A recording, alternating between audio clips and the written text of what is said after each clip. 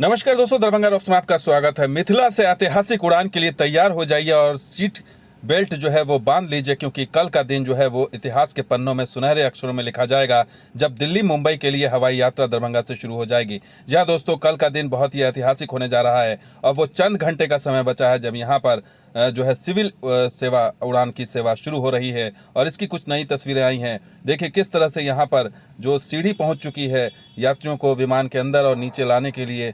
इस तरह की जो सीढ़ियाँ पहुँच चुकी हैं, 4 सीढ़ियाँ हैं टोटल, और ये सीढ़ी जो है वो विमान के अंदर यात्रियों को ले जाएगी और विमान से नीचे यात्रियों को लेकर के आएगी। तो ये पहुंच चुकी है दरभंगा एयरपोर्ट पर, जो कि सपना था वो पूरा होता हुआ दिखाई दे रहा है। बसें पहुंच चुकी है, 4 लो फ्लोर बसें पहुंच चुकी हैं स्पाइस जेट की, जो आपको हवाई जहाज़ से टर्मिनल से हवाई जहाज़ तक पहुंचाएंगी। तो सारी तैयारियां पूरी हो चुकी हैं। कल का दिन ऐतिहासिक है और एयरफोर्स के रडार सिस्टम से फिलहाल विमानों को सिग्नल मिलेगा, क्योंकि DVOR अभी तैयार नहीं हुआ। इस वजह से सिग्नल जो है वो एयरफोर्स के रडार से ही मिलेगा। तो इस तरह से हवाई सेवा शुरू होगी और उड़ान के लिए रनवे भी पूरी तरह से फिट है।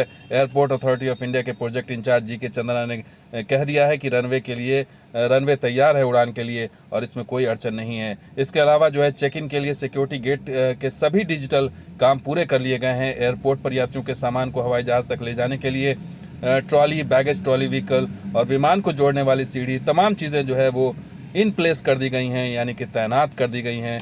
और जैसे ही यात्री विमान यहाँ पर पहुँचेगा या उड़ान भरेगा, इसकी सारी तैयारियाँ पूरी कर ली गई हैं। इसके अलावा एक पार्किंग की समस्या को आ रही थी, क्योंकि पार्किंग अभी तक पूरी तरह तैयार नहीं हुआ है और इसका भी काम पूरे युद्ध स्तर पर चल रहा है कि पार्किंग जो है उसकी व्यवस्था कैसे होगी। तो उसकी भी अभी वैकल्पिक व्यवस्था कर ली गई है और फिलहाल ये पार्किंग जो है तत्काल पार्किंग के लिए बस अड्डे का उपयोग किया जाएगा। बस अड्डे के अहाते में जो पार्किंग है उसका इस्तेमाल किया जाएगा।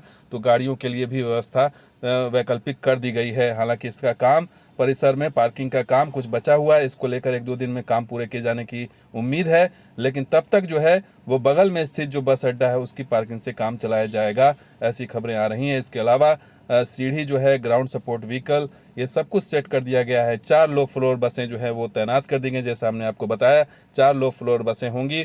अशोक लेलैंड की बस है और ये बसें जो है वहाँ पर तैनात हो गई हैं, जो ये टर्मिनल से यात्रियों को ले जाएंगी और लाएंगी। तो इस तरह से कुल मिलाकर के तैयारियाँ बहुत पूरी हो चुकी हैं। और पिछले दिनों जब प्रधानमंत्री पहुँचे थे दरभंगा एयरपोर्ट और सहरसा में उन्होंने रैली की थी, तो दरभंगा एयरपोर्ट पर उनके पहुँचने के बाद प्रधानमंत्री और जो स्थानीय सांसद हैं गोपाल जी ठाकुर ने अधिकारियों से बात की थी और एयरपोर्ट के संचालन को लेकर के अधिकारियों से उन्होंने अपडेट लिया था कि क्या स्थिति है। और उन्होंने जल्द से जल्द इसे चालू करने के लिए जो नियत समय है उस पर चालू करने का उन्होंने आश्वासन लिया था उस समय। और इस तरीके से सारी तैयारियां मुकम्मल हो चुकी हैं। बस इंतज़ार है उस ऐतिहासिक उड़ान का, जब दरभंगा की ऐतिहासिक उड़ान होगी और ये उड़ान जो है वो इतिहास के पन्नों में शानदार अक्षरों में लिखा जाएगा और इस तरह से दरभंगा का खोया गौरव फिर से वापस लौट रहा है। तो दोस्तों, ये वीडियो आपको कैसा लगा जरूर लाइक कीजिए, शेयर कीजिए, कमेंट कीजिए, सब्सक्राइब कीजिए। कुछ और वीडियो के साथ हाजिर होंगे। आप देखते रहिए दरभंगा रॉक्स और हमारा सहयोगी बिहार स्पॉट भी। शुक्रिया, धन्यवाद, जय हिंद।